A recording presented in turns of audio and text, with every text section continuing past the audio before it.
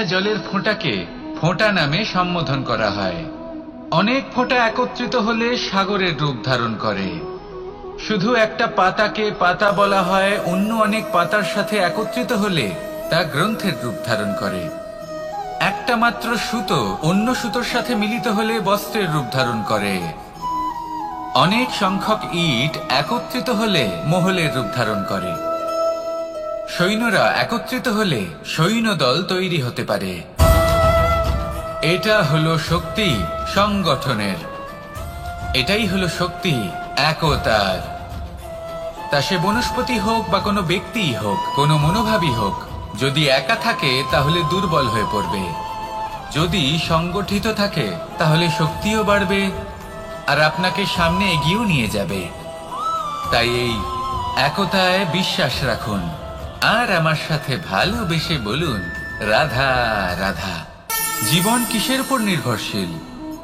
ধনের ওপর, বৈভবের ওপর, নিঃশ্বাসের ওপর?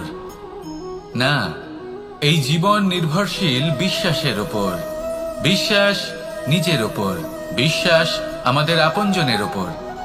কিন্তু যখন এই বিশ্বাস ভেঙে যায় তখন মানুষের মনও ভেঙে যায়, আর তারপর সে অন্য কিছু করতেই পারে না। তখন কি করা যেতে পারে? 3টে কাজ আছে যা আপনি করতে পারেন। প্রথম, ভালোবাসা। যাকে আপনি ভালোবাসেন, যারা আপনাকে ভালোবাসে, ভুল যারই হোক না কেন, তার কাছে ক্ষমা চাইতে কখনোই সংকোচ বোধ করবেন না। দ্বিতীয় হলো বিশ্বাস। যারা আপনাকে ভালোবাসেন, আপনাকে বিশ্বাস করেন, তাদের বিশ্বাস কখনো ভাঙবেন না। তৃতীয় হলো আশা। যারা আপনাকে ভালোবাসেন, আপনাকে বিশ্বাস করেন, তাদের আশা আপনার সাথে জড়িত। তাদের থেকে কখনো কিচ্ছু লুকোবেন না। এই 3টে কাজ করুন আর এই জীবন সুপ্রসন্ন হয়ে বলবে, রাধা রাধা। জীবনে সাফল্য এবং অসফলতা আপনার বল, আপনার শক্তির উপরে নির্ভরশীল নয়, আপনার মানসিকতার উপর নির্ভরশীল। যদি কোনো ব্যক্তি দৃঢ় নিশ্চয় করে নেয় তাহলে সে কখনো হারে না। যদি কেউ হার মেনে নেয় তাহলে সে কখনোই জিততে পারে না। শেষ পর্যন্ত কি হয়? এই ভাবনাই সত্য হয়ে সামনে চলে আসে, আর এই ভাবনাই পরবর্তীকালে ইতিহাস রচনা করে। সেই জন্য আপনি যদি চান আপনার নাম ইতিহাসে থাকুক, তাহলে দৃঢ় হতে শিখুন। ইতিবাচক ভাবনার সাথে, পরিশ্রমের সাথে এগিয়ে চলতে থাকুন। প্রতিস্পর্ধা গ্রহণ করুন আর শুধুই এগিয়ে যেতে থাকুন। সংসারে আপনি যে কোনো উচ্চতাতেই পৌঁছতে পারবেন, কারণ ইচ্ছে শক্তি আর ভালোবাসার চেয়ে বেশি শক্তিশালী আর কিছুই নেই। তাহলে আসুন আর আমার সাথে ভালোবেসে বলুন, রাধা রাধা। আজ আমি আপনাকে একটা ছোট্ট কাহিনী শোনাবো। একবার আমি, রাধা আর দাদা, আমরা 3 জনে মিলে লুকিয়ে একটা উপবনে গেলাম আম পেড়ে খেতে। অনেক পরিশ্রম করে আমরা ওখানে পৌঁছলাম আর আমরা আশ্চর্যচকিত হয়ে গেলাম এটা দেখে যে এবার তো আম পাকেইনি। এবার দাদা কি করলেন, একটা আম পাড়লেন আর সেটা চাখলেন, আর উনি নিরাশ হয়ে পড়লেন। উনি বললেন যে এটা তো খুবই টক। তারপর রাধা একটা আম পাড়লো আর সেটা চেখে দেখলো, আর রাধা উৎসাহিত হয়ে পড়ল। আমি রাধাকে জিজ্ঞেস করলাম, কি হয়েছে, তুমি এত উৎসাহিত কেন? তখন রাধা বলল যে এবার এত বেশি টক আম হয়েছে যে এগুলো দিয়ে আমরা আচার বানাবো। তাহলে দাদা ওখান থেকে বেরিয়ে গেলেন নিরাশ হয়ে এবং খালি হাতে। রাধাও ওখান থেকে বেরিয়ে গেল কিন্তু উৎসাহিত হয়ে, আর অনেকগুলো কাঁচা আম সাথে নিয়ে। এর থেকে আমরা কি শিক্ষা পেতে পারি? যে প্রত্যেকটা স্থানে এমন কিছু রয়েছে যেখান থেকে আমরা কিছু একটা শিক্ষা লাভ করতে পারি, যা আমাদেরকে বিকাশের পথে নিয়ে যেতে পারে। এই শিক্ষা প্রত্যেক স্থানে আছে। সবকিছু আমাদের দৃষ্টিভঙ্গির উপর নির্ভর করছে। যখনই আমাদের জীবনে, আমাদের সম্পর্কে কোনো সমস্যা, কোনো বিপদ আসে, তখন বেশিরভাগ মানুষ সেই বিষয় নিয়ে দুঃখী হয়ে পড়েন। আর কিছু মানুষ এমনও থাকেন যারা শেষ পর্যন্ত তার সমাধান করেন, বিপদকে পরাজিত করেন, সম্পর্কগুলিকে আবার জুড়ে দেন। যদি আপনি সুখের খোঁজ করেন তাহলে আপনি সুখ অবশ্যই পাবেন, প্রসন্নতা অবশ্যই পাবেন। যদি আপনি দুঃখ খোঁজেন তাহলে দুঃখ অবশ্যই পাবেন। এবার আপনি কি খুঁজতে চান সেই চয়ন আপনারই। আসুন আর আমার সাথে ভালোবেসে বলুন রাধা রাধা। যখন সূর্যের অত্যাধিক তাপের কারণে এই ধরিত্রী শুষ্ক হয়ে যায়, তখন প্রতিবিম্ব আমরা এইভাবে দেখতে পাই। আমরা কোথাও দূরে তাকালে আমাদের মনে হয় সেখানে জল রয়েছে।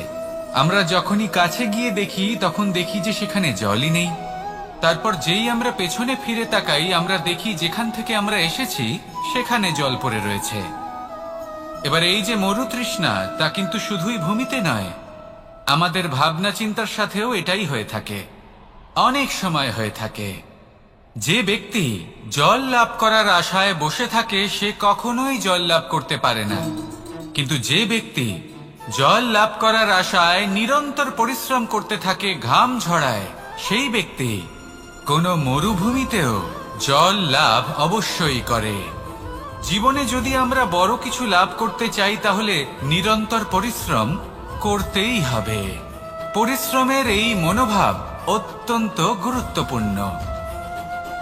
এই মনোভাব আর দৃষ্টিভঙ্গি এ হলো অন্তরের গুণ। রূপ এবং প্রসাধন এগুলি হলো বাহ্যিক আবরণ।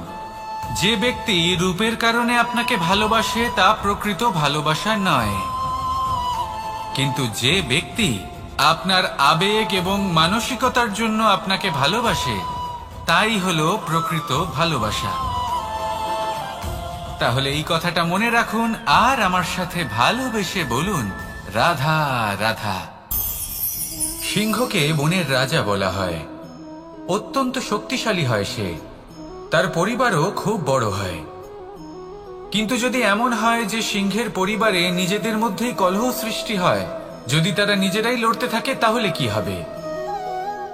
সিংহকে মেরে তার পরিবারকে মেরে ফেলে শেয়াল বনের রাজা হয়ে উঠবে। এবার এই কথা শুধুই সিংহের উপর প্রযোজ্য নয়, বরং প্রত্যেকটি ব্যক্তি, প্রত্যেক পরিবার, প্রত্যেক সম্প্রদায়, প্রত্যেক রাজ্যের উপর প্রযোজ্য হতে পারে। পরিবারে যদি মতভেদ বেড়ে যায় তাহলে সেই পরিবার ভেঙে যেতে পারে। ইতিহাস এই বিষয়ের সাক্ষী। যদি সমাজের মানুষ নিজেদের মধ্যেই লড়তে থাকেন তাহলে কেউ রাজা হতে পারেন না, বরং অন্য কেউ সেই কলহের সুযোগ নিয়ে নিজে রাজা হয়ে বসেন। একতার গুরুত্ব বুঝতে শিখুন। ঘুরে ফিরে বিষয়টা এসে দাঁড়াচ্ছে সেই ভালোবাসায়, কারণ ভালোবাসাই হলো সেই যা সকলকে একসাথে বেঁধে তাদের আনন্দে রাখতে পারে। প্রেমের থেকে বেশি শক্তিশালী আর কিছুই নেই। তাই এই প্রেমকে নিজের মনে জাগ্রত করুন, নিজের পরিবারে বর্ষণ করুন, সমাজে বর্ষণ করুন, রাজ্যে বর্ষণ করুন, আর এই ভালোবাসার সাথেই বলুন রাধা রাধা। বর্ষার ঋতু যখনই আসে আনন্দ এবং উচ্ছ্বাসে মন ভরিয়ে তোলে। কখনো আপনি এটা ভেবে দেখেছেন যে এই বর্ষা যা আমাদের মনকে উচ্ছ্বাসে ভরিয়ে তোলে সে নিজে কতটা পরিশ্রম করার পরে আমাদের কাছে আসে? নদী হোক, সরোবর হোক, সমুদ্র হোক, তাকে সূর্যের তাপ সহ্য করতেই হয়। বাষ্প হয়ে আকাশে উড়ে যেতেই হয়। আকাশে গিয়ে কঠোর শীতলতার সম্মুখীন হতেই হয়। সেই ঠান্ডা সহ্য করতেই হয়। আর তারপর এই বর্ষা আমাদের গায়ে ঝরে পড়ে, কারোর তৃষ্ণা নিবারণ করে, আবার কাউকে আশ্বাস দিয়ে যায়। সেইভাবে জীবনে যদি আমাদের কোনো বড় কাজ করতে হয় তাহলে আমাদের কঠোর এবং নিরন্তর পরিশ্রম করতেই হবে। আর যে ব্যক্তি এই পরিশ্রম করার পরেও কোনো একটি নির্দিষ্ট স্থানে পৌঁছে যাবার পরেও বিনম্র থাকেন, সেই ব্যক্তি অমরত্ব লাভ করেন। তিনি হলেন সেই ব্যক্তি যাকে সমগ্র সংসার ভালোবাসেন। তাহলে সবসময় মনের মধ্যে বিনম্র ভাব বজায় রাখুন আর আমার সাথে ভালোবেসে বলুন রাধা রাধা। কোনো এক বস্ত্রে যদি ছোট্ট একটা ছিদ্র উৎপন্ন হয় আর যদি আমরা তার দিকে নজর না দিই তাহলে সময়ের সাথে সমগ্র বস্ত্র ছিঁড়ে যায় আর কোনো কাজে আসে না। যদি কোনো একটা নৌকাতে ছোট্ট একটা ছিদ্র উৎপন্ন হয় তাহলে সময়ের সাথে পুরো নৌকাই জলে ডুবে যায়। লক্ষ্যের দিকে অগ্রসর হওয়ার সময় একটা ছোট্ট ভুল আপনি যদি করে ফেলেন, তাহলে আপনাকে তা লক্ষ্যের থেকে দূরে করে দিতে পারে। এমনটা এই সম্পর্কের সাথেও হয়ে থাকে। কোনো একটা ছোট্ট কথা, একটা ছোট্ট মনোমালিন্য যদি সম্পর্কে আসে এবং সেটা না মেটানো হয়, তাহলে সেই সমগ্র সম্পর্কটা অনেক বড় বড় সম্পর্ক ভেঙে যেতে পারে।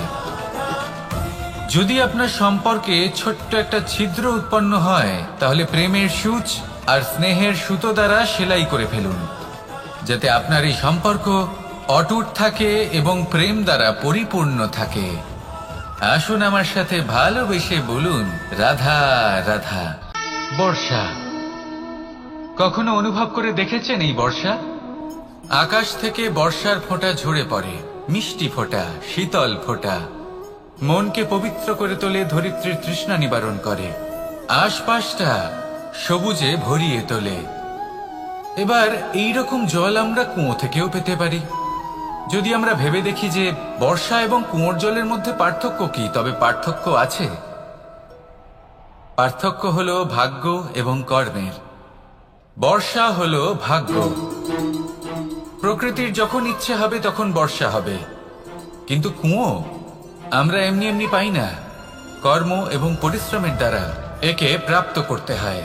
এই ধরিত্রীকে খুঁড়তে হয়, অনেক ঘাম ঝরাতে হয়, তবেই আমরা একটা কুয়ো প্রাপ্ত করতে পারি। এবার এই বর্ষা, এটা সারা বছর হয় না, কিন্তু কুয়ো এটা বছরের পর বছর আমাদের তৃষ্ণা নিবারণ করে। এবার এর থেকে আমরা কি শিক্ষা লাভ করি?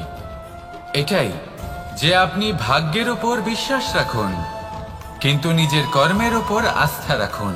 কারণ কর্ম এবং পরিশ্রম আপনাকে এই সংসারের যে কোনো শিখরে পৌঁছে দিতে পারে। তাহলে নিরন্তর প্রয়াস করুন, কর্ম করুন, আর আমার সাথে ভালোবেসে বলুন, রাধা রাধা।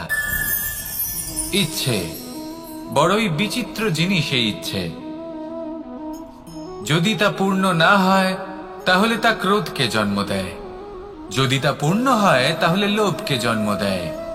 যদি সময়ের মধ্যে পূর্ণ না হয়, তাহলে শোককে জন্ম দেয়।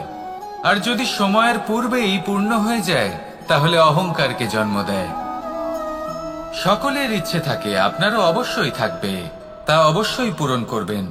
কিন্তু একটা কথা মনে রাখবেন, আপনার এই জীবন, এটা কোনোভাবেই আপনার ইচ্ছে পূরণ করার মাধ্যম নয়।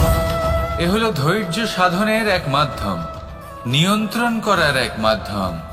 নিয়ন্ত্রণ নিজের কামনার ওপর, নিজের ইচ্ছের ওপর, নিজের আবেগের ওপর। কারণ ইচ্ছে এটা হলো সেই অশ্বের মতো, যা একবার লাগাম ছাড়া হয়ে গেলে, আপনার হাত থেকে যদি এই লাগাম বেরিয়ে যায়, তাহলে তা আপনাকে সোজা বিনাশের পথে নিয়ে যেতে পারে। কিন্তু যদি আপনি একে নিয়ন্ত্রণ করতে পারেন, তাহলে এটা আপনাকে সাফল্যের শিখরে অবশ্যই পৌঁছে দিতে পারে। তাহলে ইচ্ছেগুলিকে নিয়ন্ত্রণ করুন, আর আমার সাথে ভালোবেসে বলুন, রাধা রাধা।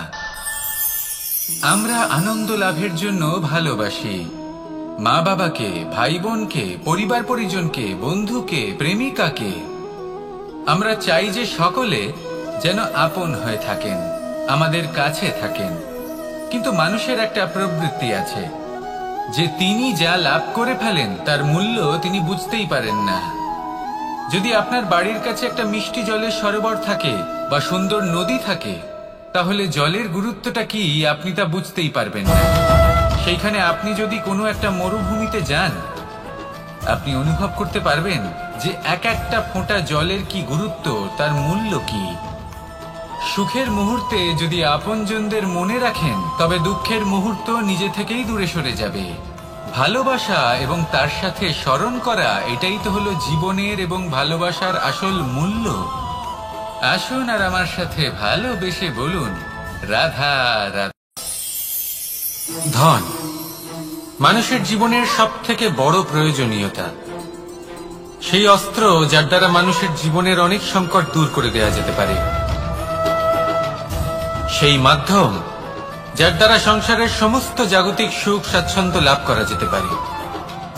কিন্তু ধনের দ্বারা আমরা সবকিছু লাভ করতে পারি না। জাগতিক স্বাচ্ছন্দ্য আমরা লাভ করতে পারি, কিন্তু সুখ লাভ করতে পারবো না। সুখের উপকরণ আমরা লাভ করতে পারি, কিন্তু সুখের অনুভূতি লাভ করতে পারবো না। আনন্দ, সন্তোষ, প্রসন্নতা এগুলো ধন দ্বারা লাভ করা যায় না। কিন্তু হ্যাঁ, আনন্দ, সন্তোষ আর প্রসন্নতার সাথে যদি কোনো কাজ করেন তাহলে অবশ্যই ধন লাভ করবেন। তাহলে আসুন আর এই প্রসন্নতার সাথে বলুন, রাধা রাধা। মানুষ শুধুমাত্র দুই ধরনের ব্যক্তির সামনেই নত হন। একজন হলেন তিনি যাকে তিনি সম্মান করেন, আর আরেকজন যাকে তিনি ভয় পান। এবার কোনো ব্যক্তি যদি আপনার সামনে নত হন তাহলে তার পেছনের কারণ কি? আপনার প্রতি সম্মান নাকি আপনার প্রতি ভয়? সেটা আপনাকেই বুঝতে হবে। যদি আপনি এমন মনে করেন যে তাতে কি যায় আসে, ভয় হোক বা সম্মান, কেউ আমার সামনে নত তো হচ্ছেন, যদি এটা আপনার চিন্তা ভাবনা হয় তাহলে আপনাকে মনে করিয়ে দিই, এই সময় বদলাতে বেশি সময় লাগে না। আজ যে ব্যক্তি আপনাকে দেখে ভয় পাচ্ছে, কাল এই ভয়ের সমাপ্তিও ঘটতে পারে। আবার এমনও হতে পারে যে তার কাছে অত্যধিক শক্তি চলে এলো। অনেক কিছুই হতে পারে। তাই মনে রাখবেন, যে মাথা ভয়ের কারণে নত হয় তা সময় এলে সবার আগে বিরোধিতা করতে পারে, আর যে মাথা সম্মানের কারণে নত হয় আপনার জন্য নিজের শিরচ্ছেদও সে করতে পারে। তাই সকলকে আপন করে নিন, কিন্তু ভয় প্রয়োগ করে নয়। কর্ম করুন এবং সম্মান অর্জন করুন। শুধু এটাই করুন আর আমার সাথে ভালোবেসে বলুন, রাধা রাধা। আমাদের জীবনে গুরুজনেরা, জ্ঞানী মানুষজন সবসময় একটা কথা বলেন, ধৈর্য ধরো। শুধুমাত্র দুটো শব্দ, কিন্তু কতটা বিশাল সেটা বোঝার চেষ্টা করুন। ছোট একটা অস্ত্র হাতে নিন এবং একটা বিশাল পর্বতে নিরন্তর প্রহার করতে থাকুন। ধৈর্য ধরে সেই কাজ করতে থাকুন। এমন একদিন আসবে এই বিশাল পর্বতে আপনি একটা পথ তৈরি করবেন। কোন ধনুর্ধর যখন নিজের বিদ্যা অর্জন করেন তখন তাকেও ধৈর্য ধরতে হয়, তার নিজেকে সময় দিতে হয়, তবেই সে ধনুর্বিদ্যা শিখতে পারে। সেইভাবে আমাদের জীবনেও ধৈর্য ধরার খুব প্রয়োজন। পরিবারে ধৈর্য রাখতে পারলে তাহলে আস্তে আস্তে দেখবেন প্রেম বৃদ্ধি পাচ্ছে। সমাজে যদি ধৈর্য রাখতে পারেন তাহলে আস্তে আস্তে এই সমাজ আপনাকে সম্মান করবে। যদি নিজের জীবনে ধৈর্য রাখতে পারেন তাহলে নিজে থেকেই আত্মবিশ্বাস বাড়বে, নিজের বিকাশ হবে। জীবনে সবই সম্ভব যদি ধৈর্য রাখতে পারেন। হয়তো আস্তে আস্তে হবে, কিন্তু হবে অবশ্যই। শুধু ধৈর্য রাখুন, কারণ ধৈর্যই সব থেকে বড় পুঁজি। আসুন আর আমার সাথে ভালোবেসে বলুন, রাধা রাধা। কোন এক সময়ের ঘটনা এটা। মা এবং বাবা হাটে গিয়েছিলেন। তখন আমি আর দাদা গিয়েছিলাম গরু চড়াতে। আমরা বাড়ি ফিরে এলাম, আর মা সেই সময় একটা কাজ করতেন। যখনই হাটে যেতেন দরজা তালা বন্ধ করে যেতেন। উনি খুব ভালো করে জানতেন যে যদি ওনার এই মাখন চোর সঠিক সময় পৌঁছে যায় তাহলে এক ফোঁটাও মাখন আর অবশিষ্ট থাকবে না। এবার ঘটনা কিছুটা এরকম হলো যে মা আর বাবা মাঝে মাঝে হাটে যেতেন, তাই মাঝে মাঝেই দরজা তালা বন্ধ করতে হতো। যখন মা আর বাবা ফিরে এলেন তখন বাবা ভুলে গিয়েছিলেন যে এই চাবির গোছা থেকে ঠিক কোন চাবিটা দরজার তালা খোলার জন্য উপযোগী। উনি চেষ্টা করতে শুরু করে দিলেন। একটার পর একটা চাবি দিয়ে উনি চেষ্টা করতে থাকলেন, কিন্তু সেই দরজার তালা তো খুলতেই চাইছিল না। ওনার মাথা থেকে ঘাম পড়তে শুরু করলো। তখন মা বললেন যে তালা ভেঙে দেওয়া যাক। মা চলে গেলেন, আর বাবা বললেন, না না দাঁড়াও, আর কিছু চাবি বাকি আছে, এটা হয়তো খুলতে পারবো। মা হাতুড়ি নিয়ে চলে এলেন সেই তালা ভাঙার জন্য, আর তখনই বাবা শেষ চাবিটা প্রয়োগ করলেন আর দরজার তালা খুলে গেল। যদি উনি চেষ্টা না করতেন তাহলে এই তালাটাও ভেঙে যেত আর চাবিটাও নষ্ট হয়ে যেত, ঠিক কিনা? এবার এই ঘটনাটা আমি দেখেছিলাম, আর আমার মনে হলো যে কখনো কখনো এই চাবির গোছার মধ্যে থেকে শেষ চাবিটাও কিন্তু জীবনের দরজা খুলে দিতে পারে। সেজন্য আপনি যদি জীবনে সাফল্য লাভ করতে চেষ্টা করেন, নিজের লক্ষ্যে পৌঁছতে চান, তাহলে হার মানবেন না। হয়তো দেখবেন আপনার পরবর্তী প্রচেষ্টা বা এই অন্তিম প্রচেষ্টা আপনাকে সাফল্যের পথে নিয়ে গেল। তাই নিরন্তর প্রচেষ্টা করতে থাকুন, জীবনে সাফল্য লাভ করুন, আর আমার সাথে ভালোবেসে বলুন, রাধা রাধা। কোকিলের ডাক শুনে আমার মন প্রফুল্ল হয়ে ওঠে। কোকিল হলো আমার অত্যন্ত প্রিয়। এরকমই আরো একটা পাখি আছে, কাক। একদিকে কাক, অন্যদিকে কোকিল। এদের মধ্যে বেশি পার্থক্য নেই, কিন্তু কোকিলের কণ্ঠ শুনে সবার মন প্রফুল্ল হয়ে ওঠে। কোকিল যখন সামনে আসে তখন মন শান্ত হয়ে যায়, যখন কাক সামনে আসে তখন মানুষ দূরে পালিয়ে যায়। এমন কেন হয়? কারণ হলো বাণী। কোকিলের বাণী অত্যন্ত মিষ্টি, অত্যন্ত মধুর। সেখানেই কাকের বাণী অত্যন্ত কর্কশ শোনায়, আর কর্কশ বাণী শোনা কেউ পছন্দ করেন না। আপনি নিজেকে জিজ্ঞেস করুন, কোন ব্যক্তি আপনার সাথে কথা বললে তার বাণী মধুর হলে আপনার ভালো লাগে, আর যদি কর্কশ হয় তার থেকে দূরে চলে যেতে ইচ্ছে করে। তাই নিজের বাণীও এইভাবেই মধুর রাখুন, মিষ্টি রাখুন। এ আমারও খুব প্রিয়। আর এটা তখন হয় যখন মনে প্রেম থাকে। মনের মধ্যে প্রেম জাগ্রত করুন, বাণী নিজে থেকেই মধুর হয়ে যাবে। আর কৃষ্ণ নিজে থেকে আপনার কাছে আসবে আর আপনার সাথে বলবে, কি রাধা রাধা। যখন সূর্যের অত্যাধিক তাপের কারণে এই ধরিত্রী শুষ্ক হয়ে যায়, তখন প্রতিবিম্ব আমরা এইভাবে দেখতে পাই। আমরা কোথাও দূরে তাকালে আমাদের মনে হয় সেখানে জল রয়েছে। আমরা যখনই কাছে গিয়ে দেখি তখন দেখি যে সেখানে জলই নেই। তারপর যেই আমরা পেছনে ফিরে তাকাই, আমরা দেখি যেখান থেকে আমরা এসেছি সেখানে জল পড়ে রয়েছে। এবার এই যে মরুতৃষ্ণা, তা কিন্তু শুধুই ভূমিতে নয়, আমাদের ভাবনা চিন্তার সাথেও এটাই হয়ে থাকে, অনেক সময় হয়ে থাকে। যে ব্যক্তি জল লাভ করার আশায় বসে থাকে সে কখনোই জল লাভ করতে পারে না, কিন্তু যে ব্যক্তি জল লাভ করার আশায় নিরন্তর পরিশ্রম করতে থাকে, ঘাম ঝরায়, সেই ব্যক্তি কোনো মরুভূমিতেও জল লাভ অবশ্যই করে। জীবনে যদি আমরা বড় কিছু লাভ করতে চাই তাহলে নিরন্তর পরিশ্রম করতেই হবে। পরিশ্রমের এই মনোভাব অত্যন্ত গুরুত্বপূর্ণ। এই মনোভাব আর দৃষ্টিভঙ্গি এ হলো অন্তরের গুণ। রূপ এবং প্রসাধন এগুলি হলো বাহ্যিক আবরণ। যে ব্যক্তি রূপের কারণে আপনাকে ভালোবাসে তা প্রকৃত ভালোবাসা নয়, কিন্তু যে ব্যক্তি আপনার আবেগ এবং মানসিকতার জন্য আপনাকে ভালোবাসে তাই হলো প্রকৃত ভালোবাসা। তাহলে এই কথাটা মনে রাখুন আর আমার সাথে ভালোবেসে বলুন, রাধা রাধা। আমার অনেকগুলো নাম আছে, আর তাদের মধ্যে একটি হলো যুদ্ধ বিমুখ। এই কথা আপনারা সবাই জানেন। দাদাও আমাকে বলেছেন যে তুমি এরকম কিভাবে যুদ্ধক্ষেত্র থেকে মুখ ঘুরিয়ে পালাতে পারো কানাই। দেখুন, যেটা সময়ের দাবি ছিল আমি সেটাই করেছি। যদি আমি রণভূমি ত্যাগ করে না পালাতাম তাহলে কে জানে কত সৈনিক নিজেদের প্রাণ হারাতেন, কে জানে কতগুলি পরিবার নিজেদের বাঁচার আশা হারাতেন, কে বলতে পারে হয়তো কত প্রাণী এই সংসার ত্যাগ করতেন। আর তাই কখনো কখনো যুদ্ধ বিমুখ হওয়াই শ্রেয়।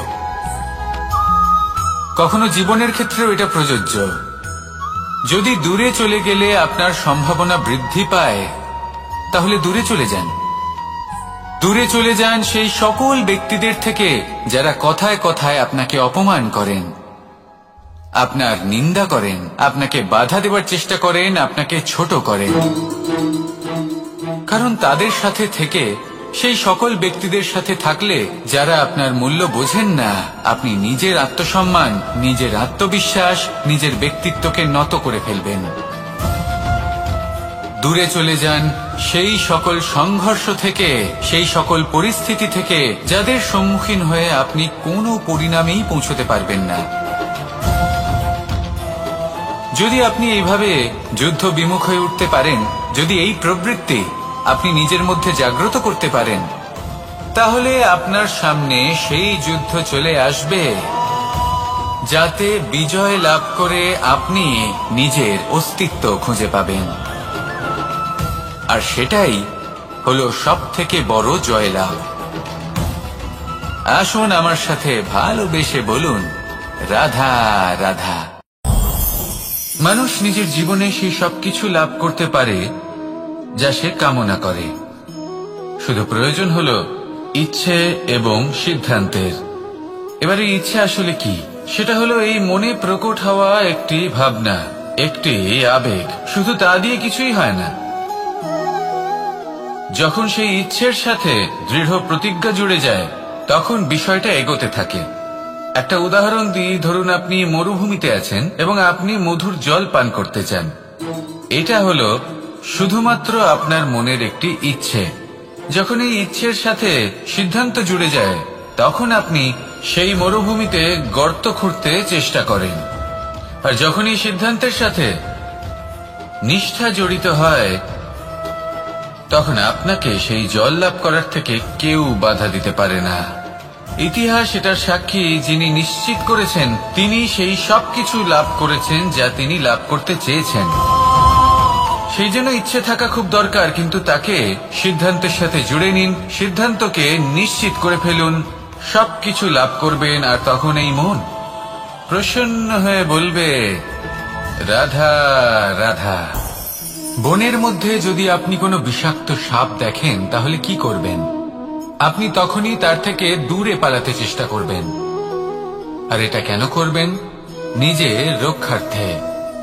এই কথা আমি নয় মেনে নিলাম, কিন্তু নিজের জীবনে এটা করেন না কেন? আপনি যেখানেই যান, যে স্থানেই যান না কেন, প্রত্যেক সময় প্রত্যেক মুহূর্তে এমন বিষাক্ত সাপ আপনি অবশ্যই খুঁজে পাবেন। আর সেই সাপ নয় যাদের আপনি বনে খুঁজে পাবেন, এরা হলো সেই সাপ যা আপনাকে পাপ করতে বাধ্য করবে। আপনার অন্তরের বাসনা, ক্রোধ, অহংকার, লোভ, ঈর্ষা এদের বৃদ্ধি ঘটাবে। দেখুন, বনের এই সাপ আপনাকে একবার ছেড়ে দিতেও পারে, ছোবল নাও মারতে পারে, কিন্তু এই যে পাপরূপী সাপ আছে, তা অবশ্যই ছোবল মারবে। কর্ম যদি করেন তাহলে অবশ্যই ফল পাবেন। সেই জন্য যখনই কোথাও যাবেন, যদি এমন কাউকে দেখেন, যদি এমন কিছু দেখেন যে আপনাকে পাপ করতে বাধ্য করছে, তাহলে সেই মুহূর্তে সেখান থেকে পালিয়ে যান। যেমন বনের সাপ দেখে আপনি পালাতে থাকেন। সৎকর্মের রক্ষা অত্যন্ত আবশ্যক। আসুন আর আমার সাথে ভালোবেসে বলুন, রাধা রাধা। এই সংসারের সব থেকে বড় সুখ কি? কেউ বলবেন নিজের লক্ষ্য প্রাপ্ত করা, কেউ বলবেন ধন উপার্জন করা, কেউ বলবেন নিদ্রাই সব থেকে বড় সুখ, কেউ বলবেন রাজ্য লাভ করা, আবার কেউ বলবেন মাতার হাত থেকে খাবার খাওয়া, আদি ইত্যাদি। কিন্তু যদি সত্যি কথা বলি, এই সংসারের সব থেকে বড় সুখ হলো সেবা করা।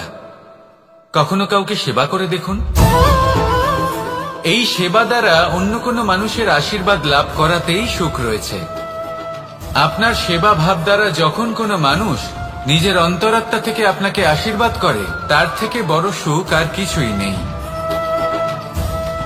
কারণ প্রত্যেক মানুষের মধ্যে ঈশ্বর বাস করেন। নরের সেবাই হল নারায়ণের সেবা। নিষ্কাম সেবা করাই হলো সব থেকে বড় সুখ। তাই নিজের অন্তরে সেবার এই ভাব জাগ্রত করুন। যে সুখের কথা আমি বলছি, সেই সুখ অনুভব করেই দেখুন। এই মন সুপ্রসন্ন হয়ে বলবে, রাধা রাধা। বায়ু পঞ্চতত্ত্বের মধ্যে তৃতীয় তত্ত্ব। কেউ একে সমীর বলে, আবার কেউ একে পবন বলে। প্রথম কথা হলো এটাই যে এই বায়ু আমাদের জীবন দান করে প্রতিদিন, প্রত্যেক মুহূর্তে। এই বায়ুর কারণেই আমরা নিঃশ্বাস নিতে পারি, জীবিত থাকতে পারি। এই বায়ুই হলো সেই যা সকল মেঘেদের একত্রিত করে একটি স্থানে আর বর্ষা ঘটায়। আর এই বর্ষার কারণেই এই ধরিত্রীতে অন্ন উৎপন্ন হয়। এই বায়ুকে দেখুন, কখনো এতটা সৌম্য যে আপনার কোনোই তফাৎ বোধ হয় না, আর কখনো কখনো এমন রূপ ধারণ করে ফেলে যে অনেক বড় বড় পর্বতের আকার পর্যন্ত বদলে ফেলে। এটাই হলো বায়ুর বিশেষত্ব। বায়ু শেখায় যে সময়ের সাথে সাথে বইতে থাকো, সকলকে জীবন দান করো, সকলকে সাহায্য করো, কিন্তু যখন বিপদ সামনে আসবে তখন দৃঢ় হয়ে সম্মুখীন হও। বাধা অনুযায়ী নিজেকে গড়ে নিতে হবে, আর কখন কতটা কঠোর হতে হবে আর কখন কতটা সৌম্য হতে হবে এটা বায়ুকে দেখে শিখুন, আর আমার সাথে ভালোবেসে বলুন রাধা রাধা। এই সংসারের আরম্ভ থেকে এখনো পর্যন্ত এবং ভবিষ্যতেও একটা যুদ্ধ আছে, যা হয়ে চলেছে, চলতেই থাকবে। পাপ এবং পুণ্যের মধ্যে যুদ্ধ, সত্য এবং অসত্যের মধ্যে যুদ্ধ। এই যুদ্ধ চলেই আসছে, আর এই যুদ্ধে যারা লড়েন তাদের আমরা সবসময় জয় জয়কার করি। আর যারা এই জয় জয়কার করেন তাদের প্রত্যেকের একটা বিশেষ গুরুত্ব থাকে। যখনই কোনো যোদ্ধা যুদ্ধক্ষেত্রে ক্লান্ত হয়ে পড়ে, শক্তিহীন হয়ে পড়ে, তখন এরা জয় জয়কার করে, শঙ্খ বাজাতে থাকে, সেই যোদ্ধাকে অনুপ্রেরিত করে, শক্তি এবং সাহসে ভরিয়ে তোলে, আর তখন সেই যোদ্ধা সেই যুদ্ধকে এগিয়ে নিয়ে যেতে পারে। যখন শ্রীরাম লঙ্কা যাত্রা করার জন্য সেতু তৈরি করছিলেন, তখন একটা ছোট্ট মিষ্টি কাঠবিড়ালি নিজের মুখে মাটির টুকরো বয়ে নিয়ে গিয়ে তার সাধ্যমতো তাকে সাহায্য করছিল। শ্রীরাম দেখলেন এবং বললেন যে ও তো সবার মনোবল বৃদ্ধি করছে, সবাইকে প্রেরিত করছে। ও বলল যে আমি এত ছোট হয়েও যদি এই কাজ করতে পারি, তাহলে আপনারা সবাই কেন পারবেন না? এটাই হলো সেই সকলের মাহাত্ম্য, যারা জয় জয়কার করেন, অনুপ্রেরিত করেন, সাহস যোগান। ওনারা সেই ব্যক্তি যারা একজন যোদ্ধার মধ্যে যুদ্ধকে জয় করার শক্তি প্রদান করেন। আসুন আমার সাথে ভালোবেসে বলুন রাধা রাধা। আপনি কখনো কোনো বাজকে নিজের বাসা বানাতে দেখেছেন? এই বাজ যখনই কোনো বাসা বানায় তখন উঁচু গাছের ডালে বা কোনো পর্বতের শিখরে বাসা বানায়, অনেক উচ্চতায়, আর সেখানে তার সন্তানও জন্মগ্রহণ করে। যখন এই সন্তানেরা জন্মায় তখন এই বাজ খুবই ভালোবেসে এবং খুব সাবধানে এদের পালন পোষণ করে, নিজের ঠোঁট দিয়ে তাদের ঠোঁটে খাবার পরিবেশন করে। কিন্তু যেই সেই সন্তানেরা হৃষ্টপুষ্ট হয়ে যায় এবং সেই কথা বাজ নিজে বুঝতে পেরে যায়, সেই বাজ নিজেই সেই বাসা ছিন্ন ভিন্ন করে দেয়। সেই সন্তান যাদের সবেমাত্র ডানা গজিয়েছে, কিভাবে উড়তে হয় তারা জানে না, সেই সন্তানগুলিকে উচ্চতা থেকে ঠেলে দেয়। সেই সন্তান প্রথমে ভয়ভীত হয়ে যায়, তারা সামনে মৃত্যুকে দেখতে পেয়ে ভয়ের কারণে তাদের ডানা ঝাপটাতে থাকে, আর সেই প্রক্রিয়াতেই সেই সন্তানগুলি উড়তে শুরু করে দেয়। এবার এই ঘটনায় আমরা কি শিক্ষা পেতে পারি? এটাই, যদি আপনি মাতা পিতা হন তাহলে নিজের সন্তানকে অবশ্যই স্নেহ করুন, কিন্তু তাদেরকে নিজের আঁচলের তলায় বেঁধে রাখবেন না।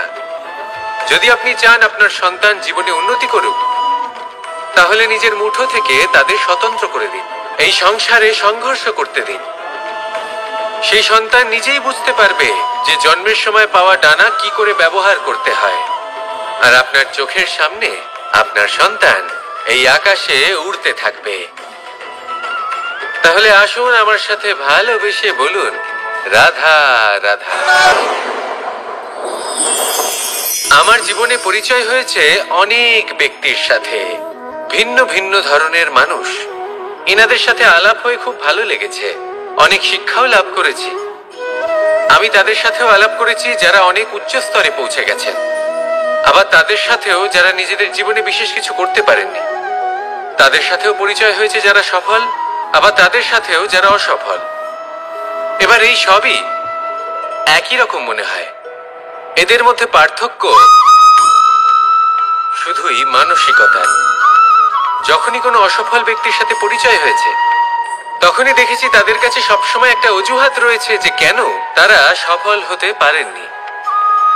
কখনো তারা দোষ দিয়ে থাকেন তাদের ভাগ্যকে, তাদের পরিস্থিতিকে, দোষারোপ করতে থাকেন তাদের মাতা পিতাকে, আত্মীয়দের, বন্ধু বান্ধবদের। কোনো না কোনো অজুহাত সবসময় এদের কাছে থাকে যে কেন তারা সফল হতে পারেননি। সেখানেই যখন সফল ব্যক্তির সাথে পরিচয় হয়, তাদের কাছে সবসময় একটা কারণ থাকে যে কিভাবে এই সমস্যাগুলির ঊর্ধ্বে উঠে সাফল্য লাভ করা যায়। আর সেই কারণ হলো যে যাই হয়ে যাক না কেন, সাফল্য লাভ করতেই হবে। যতই সংঘর্ষ করতে হোক না কেন, যতই সমস্যা আসুক না কেন, সফল আমাদের হতেই হবে। এটাই পার্থক্য মানসিকতার। সত্যি কথা বলতে আপনার আজকের এই মানসিকতা হলো আপনার আগামী ভবিষ্যতের ইমারতের ভিত। এই মানসিকতা যতটা প্রবল হবে, যতটা শুভ হবে, আপনার ভবিষ্যৎ ততটাই বিশাল এবং সুন্দর হবে। তাহলে সমস্যার উপর নয়, সাফল্যের উপর মনোযোগ কেন্দ্রীভূত করুন, জীবনে এগোতে থাকুন, আর আমার সাথে ভালোবেসে বলুন, রাধা রাধা। মানুষের জীবনে দুই ধরনের আবেগ থাকে যা চিরকাল তার সাথে বসবাস করে। প্রথম, স্বপ্ন। দ্বিতীয়, অজুহাত। মানুষ হাজার হাজার স্বপ্ন দেখতে পারে। আমাকে এই কাজ করতে হবে, আমাকে ওখানে ঘুরতে যেতে হবে, আমায় জীবনে এই অসম্ভব কাজ বাস্তবায়িত করে দেখাতে হবে, আদি ইত্যাদি। এবার ঠিক যেমন স্বপ্ন দেখেন, সেইভাবে অজুহাতও খুঁজে নিয়ে আসেন। আমি এই স্বপ্ন পূরণ করতে পারলাম না, কারণ আমাকে কেউ সাহায্যই করলো না, কারণ আমি দুর্বল হয়ে পড়েছিলাম, কারণ আমার কাছে সময়ই ছিল না, আদি ইত্যাদি। এবার সাফল্য এবং অসফলতার মাঝখানে এই ধরনের সংঘর্ষ হতে থাকে।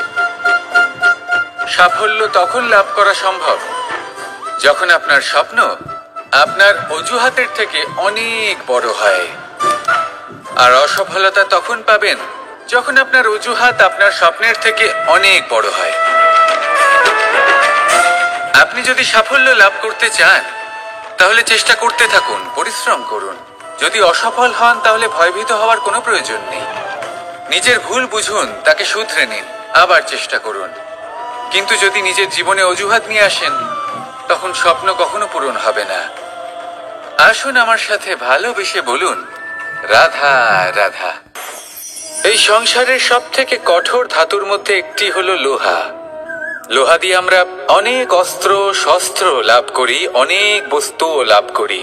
এবার এই লোহাকে কাটার জন্য, একে কোনো আকার দেওয়ার জন্য কি প্রয়োগ করতে হয়? লোহা। এবার এই কথাটা আমরা সকলেই জানি যে লোহার দ্বারাই লোহাকে কাটতে হয়।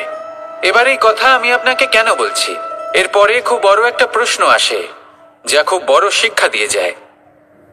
এটা কেন হয় যে আমরা একটা লোহা দিয়ে একটা লোহাতে আঘাত করছি, কিন্তু যে লোহা দ্বারা আঘাত করছি তার আকার বদলাচ্ছে না, যার ওপর প্রহার করছি তার আকার বদলাচ্ছে?